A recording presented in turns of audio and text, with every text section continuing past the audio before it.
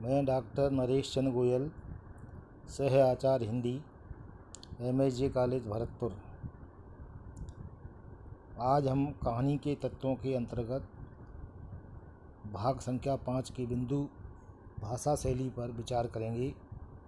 जो यह प्रश्न पत्र MA फाइनल प्रेमचंद और BA पार्ट फर्स्ट के विद्यार्थियों का जो सेकंड प्रश्न पत्र है उससे संबंधित है।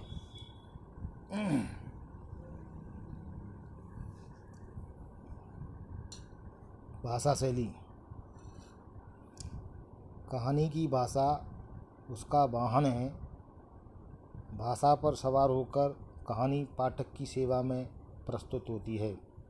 भाषा जितनी स्वाभाविक, सरल, सहज, बोधगम्य और भावाव्यंजक होगी, कहानी का प्रभाव उतना ही अधिक पड़ेगा।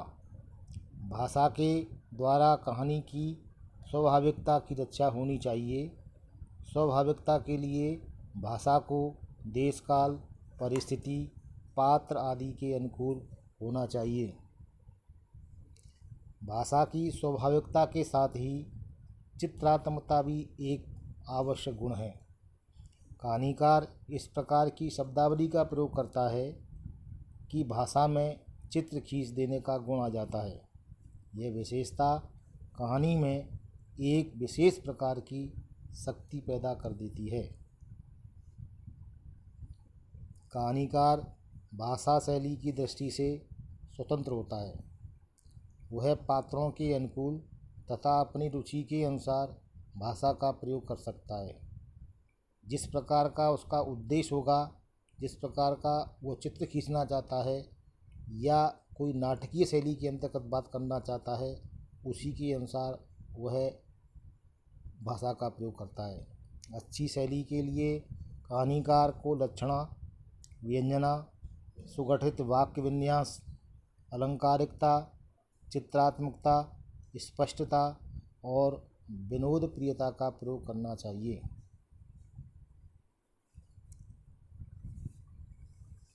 अब हम इस कहानी के अंतर्गत कौन कौन सी शैलियाँ होती हैं, इन शैलियों पर विचार करेंगे कि शैली कितने प्रकार की होती है।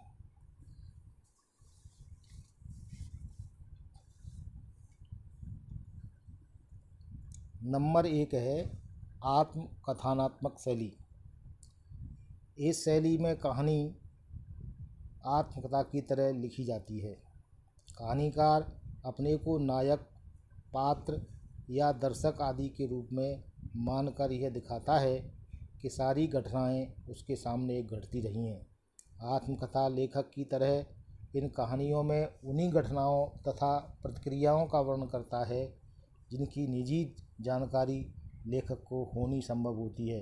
इस शैली की कहानी में अगर बात करें हम कि इस शैली की कहानी का एक नमूना कौन सा हो सकता है, तो जिंदगी और जोक इसका एक कहानी का नमूना है जो आत्मकथात्मक शैली में लिखी गई है। दूसरे नंबर पर आती है शैली वर्णनात्मक शैली। इसे ऐतिहासिक शैली भी कहा जाता है। इस शैली में कहानीकार इतिहासकार के समान सारी कहानी लिखता है। कहानी का वर्णन करता वही होता है, यानी कहानीकार ही होता है। वर्णनात्मक शैली की सबसे बड़ी विशेषता यह है कि उसमें सभी पात्रों, घटनाओं तथा स्थितियों आदि का अधिकाधिक वर्णन कहानीकार का अधिकार माना जाता है। अगर इस शैली की उदाहरण देखें कि वर्णनात्मक शैली की कहानी कौन सी हो सकती है, तो चीप की दावत इसका श्रेष्ठ उदाहरण है। तीसरे नंबर पर आती है संवादात्मक शैली। संवादात्मक शैली का मतलब ये होता है वार्तालाप करना, कथोपकथन। कथोपकथन प्रधान शैली संवादात्मक कही जाती है। इस शैली में नाटक जैसी पद्धति अपनाई जाती है, इसीलिए इसे नाटकीय शैली भी कहते हैं। इसका श्रेष्ठ उदाहरण देखा जाए तो प्रसाद की आकाशदीप कहानी इस शैली में लिखी गई है। चौथे नंबर पर आती है पत्रात्मक शैली। इस शैली की कहानियाँ पत्रों के रूप में लिखी जाती हैं। पत्र एक या एकाधिक व्यक्तियों की ओर से लिखे हुए होते हैं। सारा कथानक इस प्रकार विभाजित किया जाता है कि पत्रों का विषय बन सके। कई बार अनेक बातें पुनः पुनः सामने आती हैं और उनके संबंध में अलग अलग पात्रों की विभिन्न दृष्टियाँ स्पष्ट होती हैं।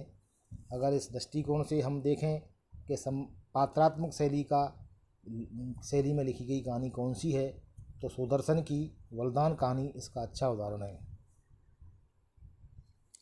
5वें नंबर पर आती है डायरी शैली।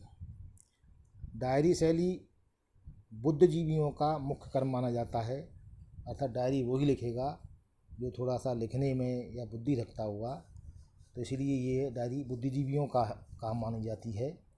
डायरी में अपनी गुप्त से गुप्त बातें लिखी जाती हैं तथा जो बातें हमारे मन में व्यक्तियों और घटनाओं आदि की प्रतिक्रिया स्वरूप उत्पन्न होती हैं उन्हें भी अंकित कर लेते हैं।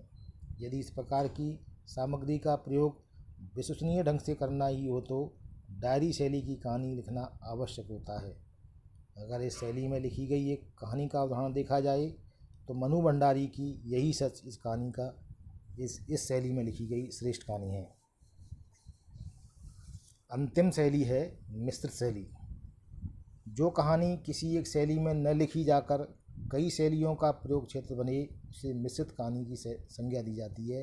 अर्थात उसमें एक शैली न होकर के उसमें आत्मकथात्मक शैली का प्रयोग हो, वर्णनात्मक शैली का भी प्रयोग हो, पात्रात्मक शैली का भी हो, उसमें कथोपकथन शैली का भी हो, उसमें डायरी भी हो। इस प्रकार से मिश्रित शैली में लिखी गई जो कहानियाँ हैं वह मिश्रित शैली में लिखने जाने वाली कहानी है।